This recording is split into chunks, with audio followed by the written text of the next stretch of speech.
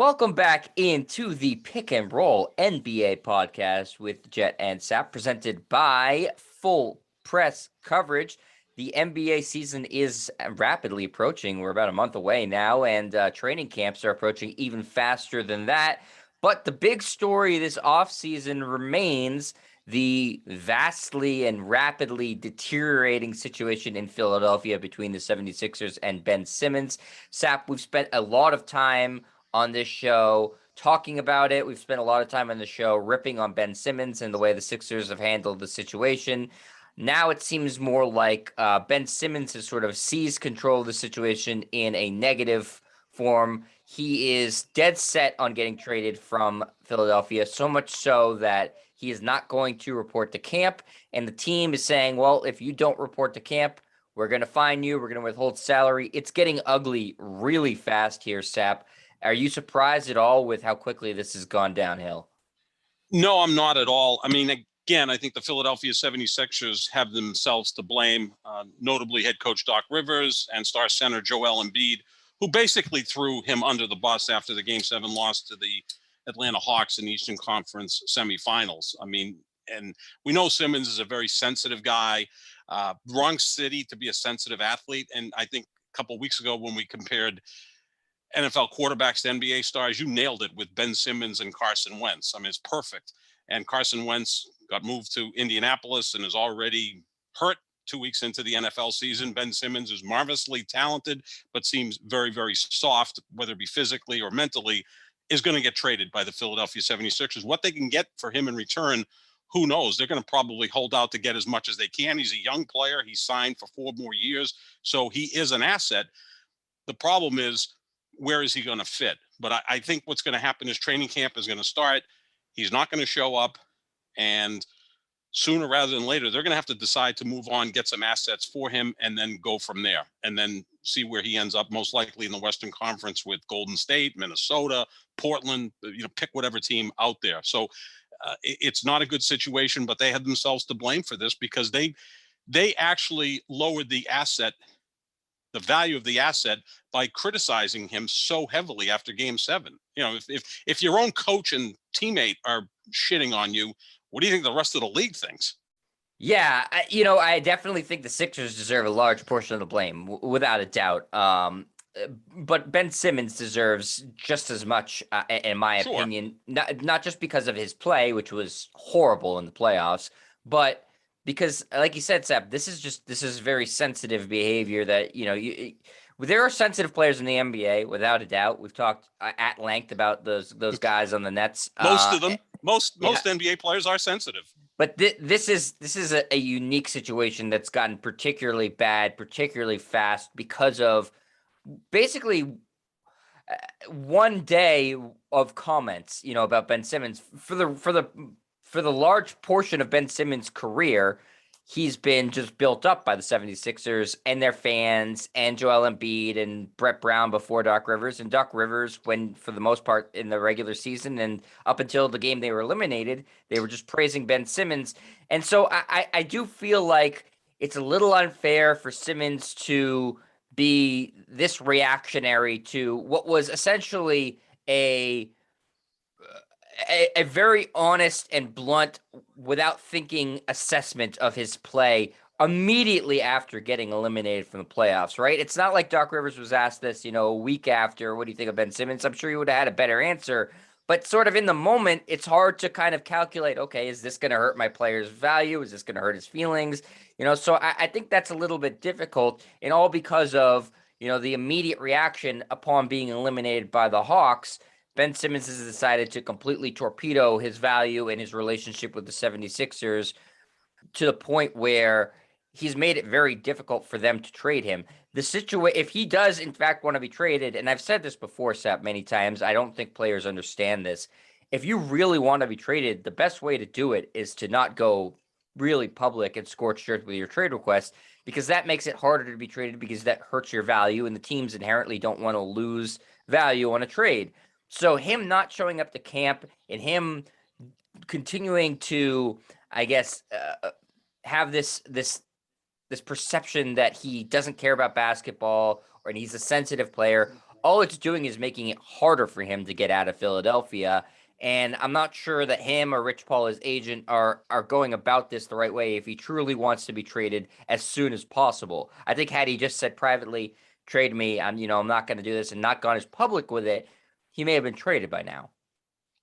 Yeah, those are great points, Jet, because again, his value keeps going down, and then management led by, you know, Daryl Morey, they're going to want to get as much as they can for him. Now, what's worse, the way Ben Simmons has handled this, or the way that James Harden handled it last season when he shows up to training camp, looking like a Macy's Day float, and then forcing his way out of Houston. He got his wish. He got out of Houston. Houston didn't get as much back in return. And the strange thing about these deals, Jet, is it never works out where it's a 1-for-1 trade. We talked a couple of weeks ago that incredible trade, it would be the biggest trade in NBA history, would be Ben Simmons for Kyrie Irving. Of course, Kyrie Irving said if he was traded by the Nets, he'd retire, which I can buy into. That's the thing about Kyrie Irving. I think that threat would not be idle. I think that could happen. So that's not going to happen. That's just obviously fantasy, but that's what we do here at times.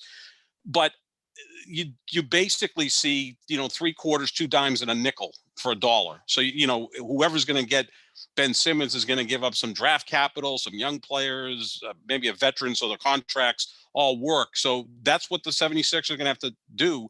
They're going to have to be pragmatic about this. The guy doesn't want to play there anymore. So, Ben Simmons has already banked a lot of money. It's not like, he's going to miss a mortgage payment or have his cable shut off. He could sit out if he wants, and at some point it would get resolved and he'll go play somewhere else. This is an ugly situation, and Philadelphia is going to have to make the best of this situation as they can, because, you've got Joel Embiid, you've got some nice pieces. If you want to be a true contender, you got to get, even if it's 75 cents on the dollar in return, you got to go ahead and do that, because the player's not going to play there. Yeah, obviously they're never going to get, 1-for-1 value. They're not going to be able to get an equal asset in return. I mean, that ship has long since sailed. I don't even think they can get 75 cents, Sap, on the dollar.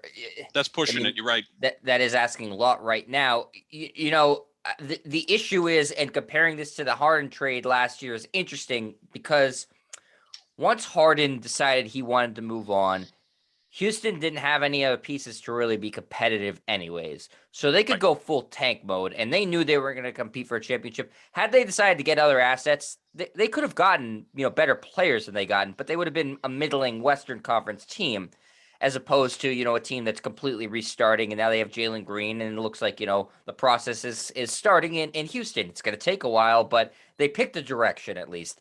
The Sixers are in a different situation where they have Joel Embiid, who at times looked like the surefire MVP last year before he missed a bunch of games. They're not going to be okay with restarting and resetting everything because they have him. If they were resetting, it would be more likely that they trade Joel Embiid than Ben Simmons, because that's more of a reset situation. So Harden had the advantage of saying, or the Rockets had the advantage of saying, okay, at least we can have a clear-cut direction here. I don't think that they necessarily made a great trade, but they at least picked a lane. With Philadelphia, the lane is clear as long as Embiid there is trying to compete. But when you're talking about getting 50, 40, 30 cents on the dollar for what's your second best asset after Joel Embiid, it's hard to convince fans and management and Joel Embiid that you're really doing what's best for the team in terms of trying to put together a winning formula. So if you're a Sixers fan, unfortunately, there's really no good outcome right now in this situation. You're going to get less than what you ever would have imagined for Ben Simmons. And the team is probably going to be, I'd say, significantly worse. I just don't see how they can come out of this situation unless we didn't know about some really awful chemistry stuff between Simmons and Embiid that was bothering the team throughout the season. It didn't seem that way. Which I think could be absolutely a case, though. I mean, I don't think those two guys like each other. Didn't we hear a story that they went to the All-Star game in separate jets? Like, instead of going in the same chartered jet as two teammates would do, oftentimes they decided to go on their own. Right. Not necessarily their private jets, but I mean, Sap, they had the best record in the Eastern Conference in the regular season. So I'm saying, did it really affect them that much in the regular season to the point where, the chemistry? No, but it did in the postseason, though. It did in the postseason, and one guy shut it down, and the other guy, blamed the other guy. But the guy who blamed the other guy also sucked in the fourth quarter of many of the games. So I mean, it, and then Doc Rivers is not the right coach for this. I mean, I think we've seen over the years that Doc Rivers is an overrated coach. He does have a championship, and he's a guy we love. I mean, I love Doc Rivers. I'd hope he runs for the U.S. Senate at some point. I think he'd be a great candidate. But as a head coach right now in the NBA, he's underachieved, or he hasn't done a really good job, because how many times has he lost leads in series? Like, just, it seems like every year there's Doc Rivers leading 3 games to 1 or 3 games to 2 and ends up losing a series. So it's not a real good situation there. They have to move on from. I mean, he seems pretty steadfast that he's not going to show up to training camp, which is just a week away, and then the regular season starts 3 weeks after that. And again, maybe you start the season, he's not there, but at some point you got to shit or get off the pot and get what you can. I still think Golden State makes the most sense, because they do have some interesting assets that the 76ers can get back, and you would think that Simmons with Klay Thompson and of course Steph Curry would be an interesting team. Yeah, I think that's obviously the best situation for Ben Simmons. I don't necessarily know that the Sixers at this point want to send him to a good situation too. I think there's probably some spite involved right now. But that's stupid on their part. Don't you get the most you can in return? I mean, I'm sure Houston would have liked to send James Harden anywhere but Brooklyn to give him a chance to win a championship, but that's where he wanted to go. And again, it's a players' league, and if you could get the most back from there, you go ahead and do it. Yeah, I don't think they did get the most that they could get back. No, they didn't. But he kind of said, "Well, I'm going to Brooklyn." I mean, we heard all these stories that Danny Ainge was involved. Danny Ainge is, was involved in every trade that ever happened in NBA history, and it just never did anything. But yeah, he was going to Brooklyn no matter what. Again, these guys have so much money. Ben Simmons lives in like a $24 million house. I mean, he could just basically say, "I'm done for a while." Well, call me when you're done, when you're ready to trade me. Yeah, as out of shape and toxic as James Harden was when he was trying to exit Houston, he at least had the cachet behind him of I've won an MVP, I'm still playing at the height of my powers. Ben Simmons is coming off of the worst stretch of his career. And so, the value is certainly different there too. And I think the interest from a lot of teams is different. That's why I really criticized the Houston trade at the time, was that, I think there were a lot of teams that would have wanted James Harden, even despite the fact that he looked like he was, eating at strip club buffets every day. I don't know how many teams really want Ben Simmons right now. I don't know if, people are beating down the 76ers door with trade offers. Certainly doesn't seem that way. And now, I think the situation has the potential to get uglier, Sap, because the Sixers are going to be well within their rights and should, and I think will, just start docking him paychecks. And I know that's fine, because, Simmons, like you said, has a lot of money, but no one wants to just lose money. And they're talking about losing large chunks of money that they can start once preseason starts, start taking away from him. They can fine him in the training camp, and then they can start taking away game checks, start preseason. And that's when the money starts to be big. And if he doesn't show up for 30 days, Sap, he doesn't get the year counted on his contract. So you're talking about free agency being pushed away another year too. So the situation has the chance to get even uglier. And in some ways, once you're getting close to that 30-day mark, Sap, that you don't show up, and this has never happened before, so this is kind of an unprecedented situation, the team starts to hold a lot of power, because Simmons, as much money as he has, does not want to lose a year of his career counting towards free agency. He's got another 1 or 2 huge contracts left in him. And he doesn't want to be pushed further away from that. So does he show up if it gets closer to that 30-day mark? I really don't know, but this has a chance to get, it's ugly now, has the chance to get even uglier.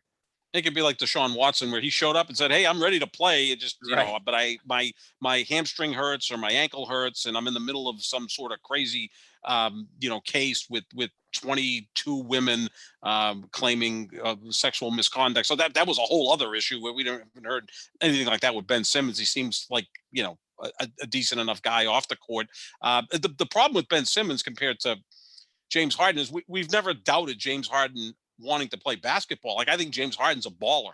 Kind of reminds me of Paul Pierce. Like, even out of shape, I think he can still play. I think James Harden, right now is probably playing pickup basketball somewhere. With Ben Simmons, I still don't get the feeling that he loves the game, and that's an issue. When a guy's kind of that laconic.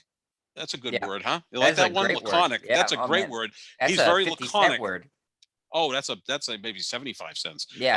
Yeah. So I think when you just don't know, is this guy eat, drink, sleep basketball, like most of the great players do. Like Kevin Durant, would play till he's 50 if he's could, because he just loves playing basketball. I think LeBron loves playing basketball. I don't get the feeling with Simmons and Kyrie that that's the case. That's why it'd be a great trade. But again, Kyrie would blow it up by retiring, and Ben Simmons might retire. Both teams would trade these guys for each other, and both would retire. Wouldn't that be Yeah. perfect?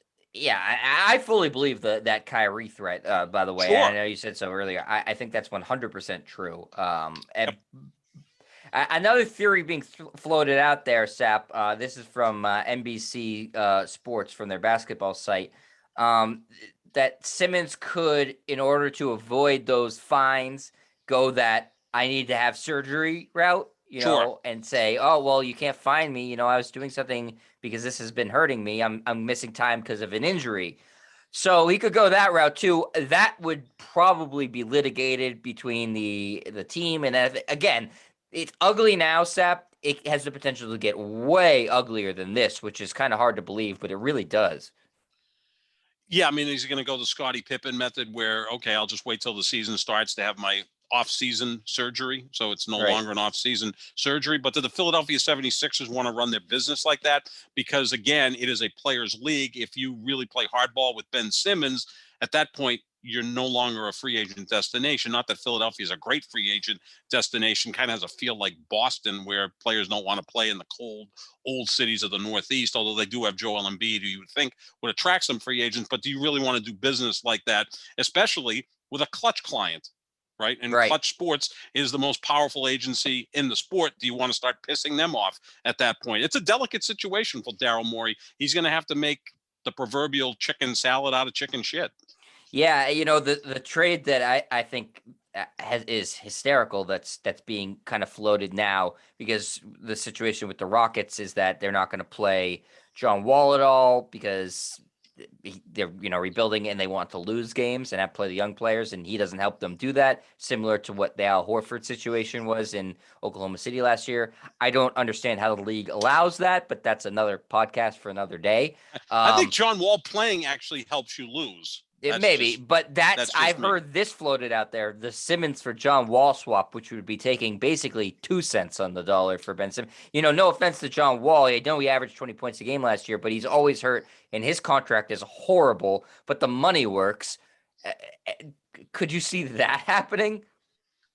Yeah, that would be wild, wouldn't it? The funny thing is about the NBA, Jet, is any trade's possible. I sound like Kevin Garnett here. Anything's possible because anything could happen. Like the Kyrie Ben Simmons trade is most likely not going to happen. But at some point, Ben Simmons is going to get moved. And for what, we don't know. And we shouldn't be surprised when it happens because that's the way the NBA works. Yeah, that would be, again, John Wall, I've never been a big fan of his. Now that he's, in his early 30s, the athleticism is gone. He's kind of a poor man's Russell Westbrook, an elite athlete who, plays his ass off. But once you start to lose that athleticism, your numbers go down and your productivity goes down. So, yeah, I mean, that you'd be trading bad contracts for bad contracts. But Simmons, again, is so unique because he's so young. Right. I mean, like, and he appears to have gotten through whatever injury concerns he had early in his career. He's been pretty durable the last 3 years, I would say. Yeah, So, no, it's there's mental concerns with him. It's it's not it's physical. mental concerns, which again you can't really deal with. Like you can look at someone's like Kevin Durant, has an Achilles injury. You go, okay, we're going to repair it, and he'll be back in 18 months, and he's as good as ever. With the mental part of it, you can't really quantify that. You can't really put your arms around that. Yeah, I think that's, the really hard thing for teams too, who are going to be trading for Ben Simmons, and that's why they don't want to give up, a huge asset for him. It's a hard sell to fan bases. His value's at Yep. an all-time low, and I don't know how many teams feel like, okay, we can definitely get through to this guy because they don't know him. It's a weird situation where I think they look at it and say, okay, he was on a team with legitimate championship potential and aspirations in Philadelphia, and they, up until the last game of their season, all he did was build this guy up, and he still wasn't able to deliver or willing to shoot threes or willing to go to the free throw line or at the end of it shoot layups. Right. Is there any way anybody can get through to him? I think that's a fair question, and that's a really, really hard thing to sort of say, okay, we're going to pull the trigger and trade for this guy. Like you said, Sap, you can get the medicals on guys and feel good or bad about the medicals. Those are swapped around like trading cards in the NBA. Should that be the case? Probably not, but that's just how it is.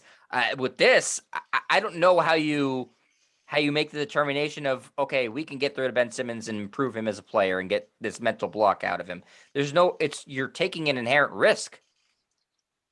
Oh, without question. And then you're committed for 4 years, $175 million, whatever the contract is. And look, he could mail it in for 4 years, collect all that money, and then ride off on into the sunset at that point. I mean, there would be obviously some method for the team to push back on that. And look, if the guy shows up and isn't holding up his end of the bargain, that's obviously an issue. But again, it is a players league. This is more so than in any other league in sports. I mean, Major League Baseball's kind of the same thing, where there's guaranteed 8, 10, 12-year contracts. I mean, their contracts are longer. Doesn't generally happen in football, but we're even seeing it happen in football with quarterbacks. They're pushing the envelope and requesting trades or requesting management to do things differently. So it's player empowerment, which I'm for. I'm totally for player empowerment. But, at this point, Ben Simmons, again, like you said, at least James Harden had some sort of track record of accomplishments. Ben Simmons, it's more about potential than what he's actually accomplished so far. Right. It's weird. It's like almost like both Ben Simmons and the Sixers are holding each other hostage at this Yeah, point right it's true. now. It's It, true. it's like neither one is getting anything that they want. And neither one of them is making the situation any easier on the other one. So it's a fascinating situation, and it's a ugly situation. But I think every fan outside of Philadelphia is looking at it and saying, okay, this is really interesting to watch. I'm excited to see how it plays out. I'll call my shot right now, Sap. I think he's going to go to the Spurs. That's my guess. I think That's a they good think one. they could recoup value from him. I think the Spurs have enough interesting young to veteran-ish players that they could put together a package that the Sixers could go. At least we could plug some of these guys are in. Maybe they could help us a little bit. But that's my prediction. Whatever they get, the Sixers, it's not going to be what it was going to be, 6-7 months ago. It's going Right. to be far, far worse than that. So I'm just going to predict that. Again, at this point, it seems like no team would surprise me. But I'll call a shot on what's today, the 21st of September, and say he ends up in San Antonio. Yeah, I'll go with Golden State. So we know he's going to the Western Conference. That's most likely. And he stated he wants to play in California, whether it be the Lakers, Clippers, Kings, or Warriors. I don't think maybe the Kings could be in play if they decide they want to They move some could. of their young assets. Why not? The Lakers just don't have the No. assets unless, were they going to trade 9 guys that they signed in the offseason for Ben Simmons? That's not going to happen. The Clippers, other than Paul George and Kawhi Leonard, what exactly are they going to trade of anywhere near equal value for Ben Simmons? Yeah, the Spurs, that's an interesting one. Yeah, and here's the thing, Rich Paul and Clutch. That's obviously Ben Simmons' representation, and they've done a good job of getting their clients to where they want to go. The difference is Ben Simmons' value is not at an all-time high like Anthony Davis's value Mm-hmm. was when he wanted to get traded to the Lakers. Also, Anthony Davis had shorter years on his contract, and Ben Simmons just signed a new deal, so he's got long years on his contract, and his value is low. So the Sixers, I don't think, could give two shits where Ben Simmons wants to be traded. Right. They're going to trade him wherever they think they can maximize, the value. And frankly, if that happens to not be in California, all the better for the Sixers. I think they'd love to stick it to him too. So we'll see. Again, I'm interested to see where it plays out. But as far as where he wants to go, I think it's irrelevant at this point. Yeah, I mean, Denver is also an option because we've talked about them. Michael Porter Jr. would be an interesting piece. Then you'd have an incredibly great passing team, right, with Ben Yeah. Simmons and Nikola Jokic. It would be kind of a strange team, but it would certainly be interesting. Obviously, Jokic is not a great defender and Simmons is. It might be an interesting mix with the two of those guys. And if you can surround them with some shooters, it'd be interesting. But I think something's going to happen. Philadelphia just can't sit tight and hold on to the guy. They at some point have to do something with him and get the best deal they can. For them, they want to see at least if 2, 3, 4 teams are interested, and then they can play each other off of it.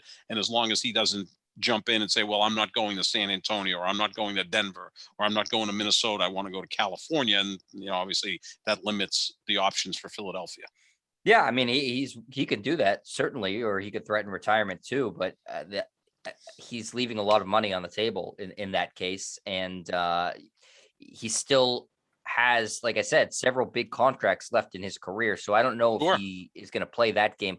But it is an interesting situation, and we're obviously going to keep a close eye on it. And the second something happens, we'll be talking about it and breaking it down for you on the show here.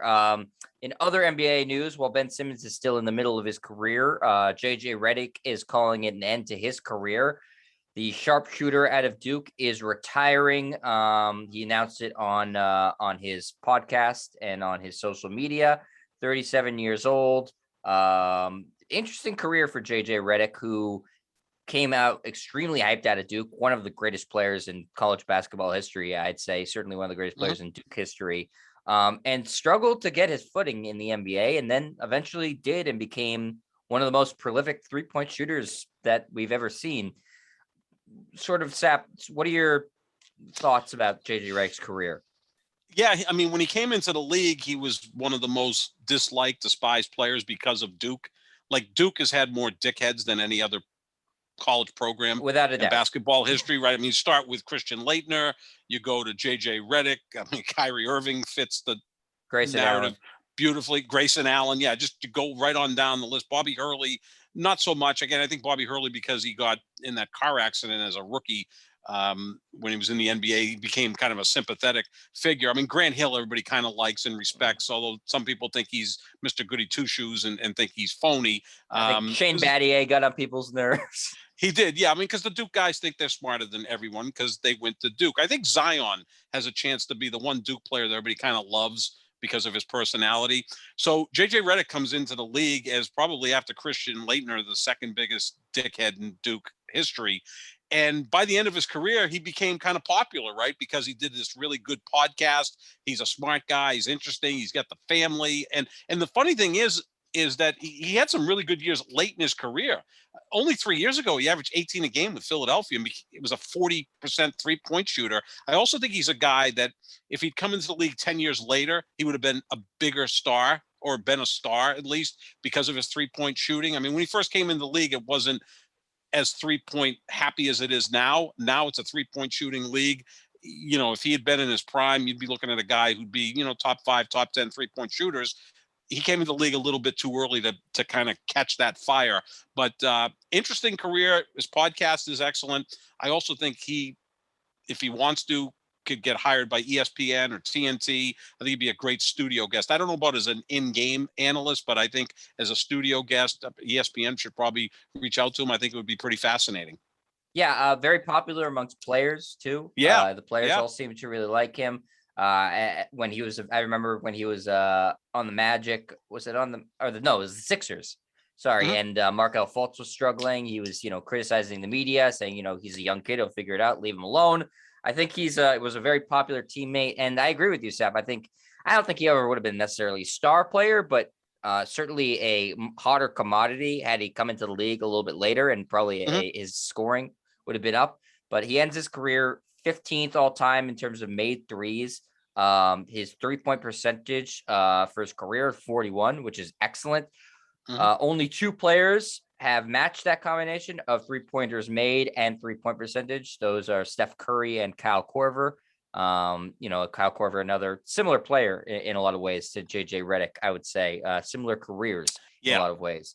Little bigger player, came into the league a little earlier, but yeah, very, very similar players without question. Guys that you were obviously liabilities defensively, but on offense, they could really spread the offense for you, really spread the floor and be effective with guys that can drive and dish. But very nice career for JJ Redick. And I think he's going to do well on TV if he so chooses. Yeah, and his podcast is popular too. So I think he'll be able to make plenty of money in his retirement. He obviously retires without winning a championship, which I'm sure bugs him. Mhm. But not everybody can win a championship. That's No. how it goes. Finishes his career playing for the Magic, 1 year for the Bucks, a couple of years for the Clippers, the Sixers, the Pelicans, and then last year he played on Dallas like a couple games. It was mid-season trade and barely played at all for them. So happy trails and best of luck to JJ Redick in retirement. I agree with you, Sep. I don't think this will be the last we hear of him. I feel very confident that he'll either be on ESPN or TNT or whoever the hell has games in 3 years. Amazon will probably have all the games. So we'll hear from JJ Redick too. But interesting that he's decided to retire, because I do think a team would have been willing to sign him maybe mid-season, maybe a championship contender, but he's not going to go that route, it doesn't seem. Yeah, I mean, he's got a big family, bunch of kids, and I think he wants to see them grow up. And you've put your time in and made plenty of money, and you've got your future secure. And now you can do things that you find really fun, like his podcast. If he does TV work, he'll be very good at it. Yeah, a couple last just notes before we finish up here, Sap. The Lakers have some roster plans that I want to see if you're on board with. Apparently, they're planning to play Anthony Davis at the 5, a position where he doesn't like to play, but is probably best suited, and LeBron James at the 4, which I don't even know if you can. LeBron James, when he's on the court, is any position. It doesn't really matter Right. what you call him. Are you on board with this?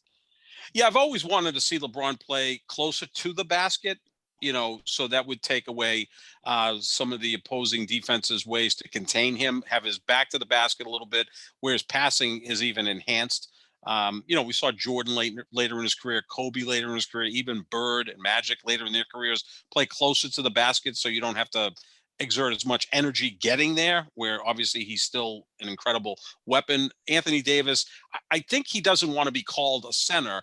And again, we play in an era of positionless basketball. The problem with that is I don't think he wants to cover the bigs, but the bigs now are more perimeter players. I mean, this isn't 1988 where you're going up against Patrick Ewing and Hakeem Olajuwon and all those big guys that would play in the low post, or Moses Malone beating the hell out of you. It's a different sport now. So I think just the idea of being a center bothers Anthony Davis. He likes to be referred to as a stretch four, which is pretty much what he is. But like you said with LeBron, he plays wherever the hell he wants. And in the course of a game, he kind of plays all 5 positions, right? I mean, he's naturally a small forward, but he handles the ball like a point guard. Defensively, he can match up against anyone. He can rebound like a 4. So he plays wherever he wants. This, I think, is to try to accommodate Russell Westbrook, which is going to be a very interesting fit going forward. So I think they're going to have Russell as the point guard, kind of honor him that way and see where it goes. If it doesn't go well, then there's other options. The Lakers do have a very versatile team, right? Because they've got a very deep roster, and they've got some players that can play multiple positions. So I'm on board with this. I've always wanted to see LeBron play closer to the basket, so I think we'll see a little bit more of that this season. Yeah, again, just because they're calling him a 4, I'm not convinced he's going to play closer to the basket, Sap. I don't think he has it within himself to not control the Right. offense. Yeah, exactly. And that's talking about that basketball IQ. I think it just annoys him too much to not do it. He's not a micromanager, but I think he knows. Okay, I am the smartest player in the court. He's Right. right, except for when he's on the court with maybe like Chris Paul or something. But for the most part, he's the smartest player in the court no matter what. And I don't think he's comfortable with anybody else making the decisions offensively Hmm. besides himself. So you could call him a 4, call him a 5, 3, 2, 1. I think LeBron's going to be running the offense. I don't think he is going to be able to just sit in the block and say, okay, this is where I should be right now. I think it would drive him crazy, like an itch, that he just has to scratch all the time. So they could say he's going to play the 4. I think once the games start, he's going to be running the offense, and we'll see how that works. Yeah, it's kind of like in football, you want Tom Brady running the offense, right? You don't want to have Tom Brady, ceding that control to another player. Now, obviously, in football, the quarterback runs the offense. Tom Brady's not going to all of a sudden play tight end or wide receiver at any point in his career, obviously. But yeah, I think LeBron is a control freak. I think he is. in a sense, the way Brady is. I think they've earned that right. Their accomplishments, their knowledge of their particular sport, and I think it's still going to kind of run through him. It can run through him in different ways than just him bringing the ball up the court. It can run through him in the low post. But I think they're doing this just to see what they have in Russell Westbrook. Westbrook is ball dominant. We know that, right? But there could be other ways to get Westbrook going. I've always felt Westbrook could also play off the ball and be a slasher. That's where I think he could be very effective. Maybe he's going to be used in that way. I think early in the season it's going to be interesting to see how the Lakers fit because they've got so many new pieces that they're going to have to figure out what the roles are and get that good chemistry going. That could take 1-2 months before we really get a hold of what they are going to be. Yeah. I think the last note I want to say about this is in terms of Anthony Davis playing the five. The only concern I'd have about that, and I do think that's probably what helps the team the most, is if he's going up against bigger guys and he's having Hmm. to, play a little bit more physical, which is not necessarily what he's comfortable with. His injury, history Yeah, crops up, and is that a potential problem? Do you want to put him in a sure. position where he's going to be playing against guys who are physically stronger than him? And wearing him down a little bit, is that a potential concern about him playing the five? Absolutely. And that's why you have Dwight Howard and to a lesser degree, DeAndre Jordan. I don't even know if he's going to be a factor this year. He's on the Lakers like just about everyone else. I mean, they have like an endless roster, but you would rather have Dwight Howard going mano a mano against some of the bigger, stronger guys in the league. But let's say you're playing the 76ers. Let's say it's the 76ers and the Lakers in the finals. Do you want Anthony Davis spending his time on defense going mano a mano against Joel Embiid? Maybe you rotate some different guys out there. You put Dwight Howard on him to beat on him. DeAndre Jordan can use some fouls to try to beat up on Joel Embiid. I don't know if you want to have Anthony Davis trying to guard Joel Embiid. Embiid's just a bigger, more physical athlete. So yeah, I agree with that. Davis is still so good at facing the basket. As a guy that's 6'11", he falls in love with his 3-point shooting a little bit too much for my liking, but it is a 3-point shooting league, but he's also very effective with his back to the basket. I think the whole thing with Anthony Davis, no matter what you do with him, he's an exceptional player. From what I understand, he's taking nutrition a lot more seriously this offseason and conditioning a lot more seriously this offseason. That's the most important thing. If he's a healthy player for this season, that's how much stronger the Lakers are going to be because he's a top 5, top 10 player easily, provided he's on the court. Yeah, yeah. I mean, he should be without a doubt. And Yeah. so he's just availability is the biggest question for Anthony Yep. Davis, and that's what it's been for most of his career. So we'll see if he's able to stay healthier. I know Sap that you were saying about conditioning with him, and he supposedly has been working on that a lot this offseason. We'll see if that's actually true or not. But we have again training camps are rapidly approaching and the season is rapidly approaching. So all this stuff we'll find out pretty soon. And that's going to do it for us here on the Pick and Roll NBA podcast with Jet and Sap. Again, we're presented by Full Press Coverage. You can find our show anywhere podcasts are found. Just type in Pick and Roll NBA podcast with Jet and Sap. And you can check out our show updates and other opinions on lots of other things on our Twitters. Saps is at John Sap25. Mine is at Jet Stryer. And if you're not watching the show on YouTube, it is on YouTube at youtube.com/Jet Stryer. Talk to you later, everybody. See ya.